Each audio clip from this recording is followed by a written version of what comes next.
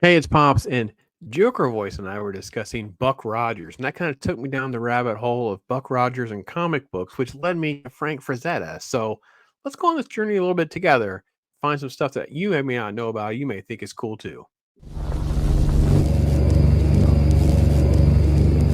All right, it's no surprise that we'll start with Marvel because they did the giant sized Buck Rogers book back in 1979. Look at the big photos right there on the front. Gil Gerrard, Erin Gray, Tim O'Connor. So the stuff that you love from the TV show is kind of represented here in this book.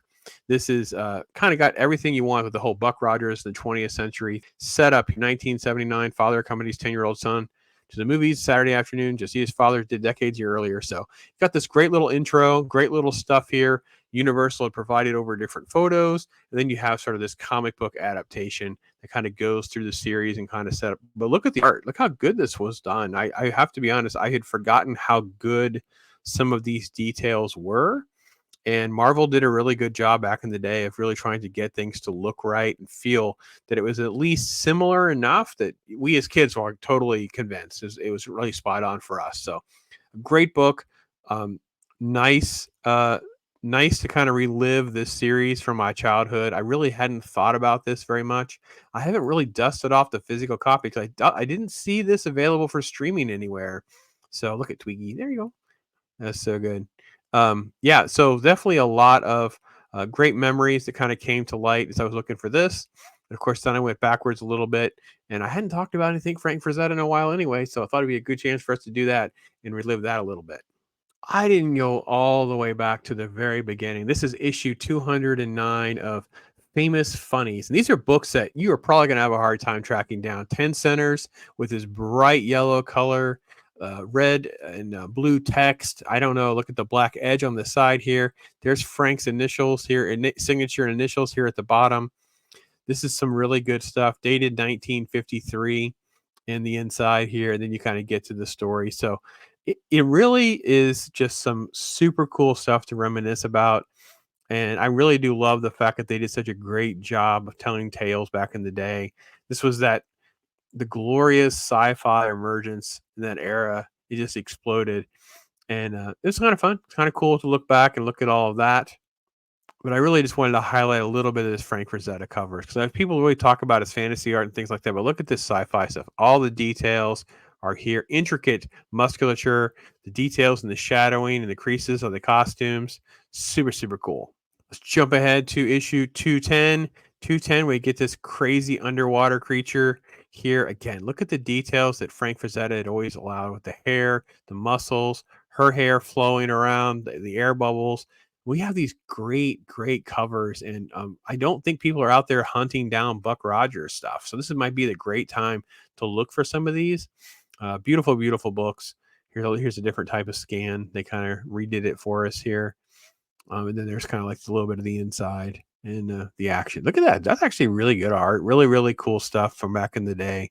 Really have always enjoyed going back to the 50s and 60s with some of these books that people really aren't glomming over or chasing after regularly. I like issue 211. Issue 211 kind of feels like some modern comic books kind of lifted from a little bit. This definitely has that sort of sense of the action and adventure coming right at you. Just the way the layout here with the hero having his arm over a protective stance here with the creature coming in from the right. Just really nice. Look at this. Don't be skinny. That's so great. 1954 on this one. The creature, I thought these creatures, I thought the interior art was very odd. Look at the different noses and stuff. They kind of did something very strange with their designs on this in their suits. I guess the costuming and the masks and stuff kind of change it, but didn't like the interior art of this issue nearly as much as I did the previous ones. But I like the cover. All right, I want to jump to 213 again. Famous Funnies 213 because I think this is one that's really expensive, and most of these books are. These Famous Funny books are extremely hard to find. It's extremely hard to find a good grade. We're talking thousands of dollars. This one is probably around 10, 15, $20,000 depending on the copy. But look at this, man. We are really, really seeing Frazetta in his own. That is just some beautiful sci-fi artwork. I just love the details, the intricacies of all the metal around them, the rivets and the details. Look at the hose right here. Just a beautiful, beautiful cover, piece of artwork, man. It's just incredible. So lots of adventure in this one too. Kind of kicks up a little bit. So a lot more fun and action driven than some of the previous episode issues.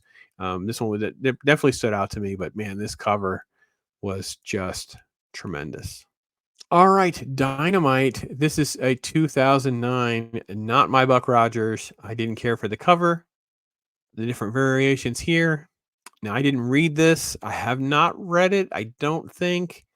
I Scott Beatty did the story. I didn't really care for it. I didn't like the look. I didn't like the feel. They're kind of doing this new story, a new interpretation, maybe.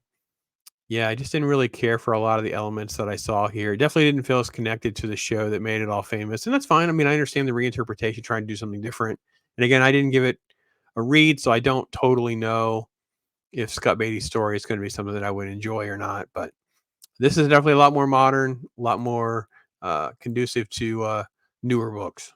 And you can see this is issue number 2. You can see I feel like it's more Tron than it is Buck Rogers, which isn't terrible. The gun, of course, sets it apart being more of a Buck Rogers thing. But here's that homage cover. Look at this, totally throwing back to that Frazetta design, that Frazetta feel. So, I get it. I get what they're doing. Don't totally hate this, but look at the way the art just kind of loses itself because there's no details, right? It's like a Tron outfit.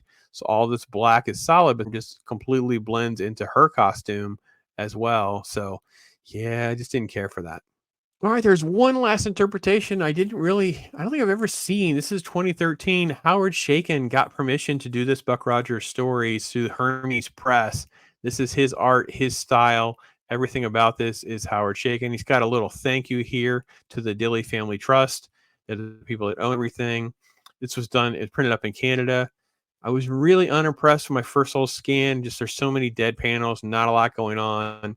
To jump right into some action, but again, it feels all just very digital. It doesn't feel like it's like, look at the blood splatter, which is different. Don't know why the lasers are causing the blood splatter, but it's fine.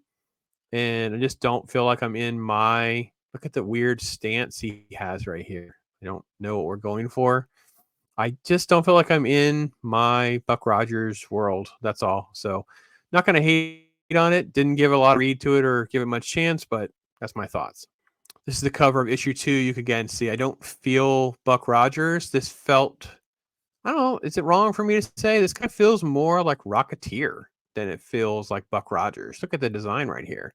Might as well just be a Rocketeer book instead of Buck Rogers. So yeah, don't exactly know what Chaykin was going for, and that feel. Look at even this flight. It looks more like a Rocketeer. He just needs a helmet.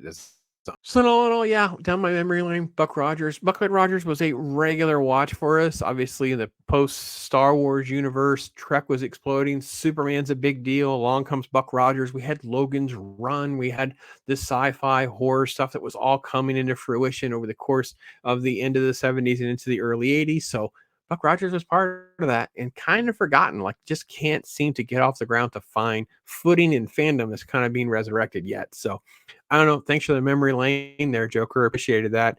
You guys can tell me what you guys think. And man, I tell you what, if you have one of those Frazetta books, make sure you're taking good care of it. If you're looking for some, take your time, maybe even scale up on some of those grades because they can get pricey fast because these are old school 1950s books. So anyway, hope you enjoyed this.